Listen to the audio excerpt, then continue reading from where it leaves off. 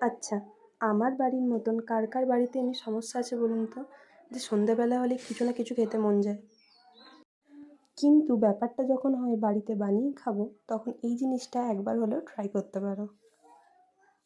প্রথমে 2 চামচ ওটস আর 2 চামচ সুজি ভালোভাবে মিক্সিতে গুঁড়ো করে নেব।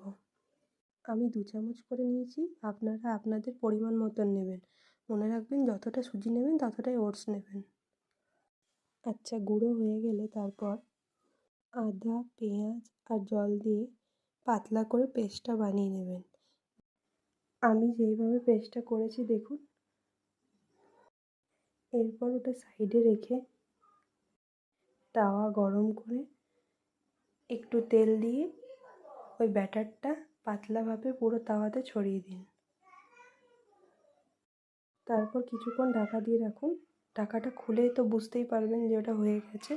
তারপরে এক সাইডটা হয়ে গেলে অপর সাইডে পাল্টে নিন। পাল্টে যে আলুর তরকারিটা দেয়, আপনারা নিজেদের মতন বানাবেন, সেটা উপরে দিয়ে ভালোভাবে গোল গোল করে মুড়ে নেবেন, যেইভাবে ধোসা মোড়ে।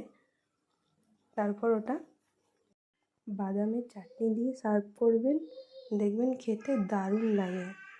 আমি করেছিলাম, আমার বাড়ির সবারই খুব ভালো লেগেছে।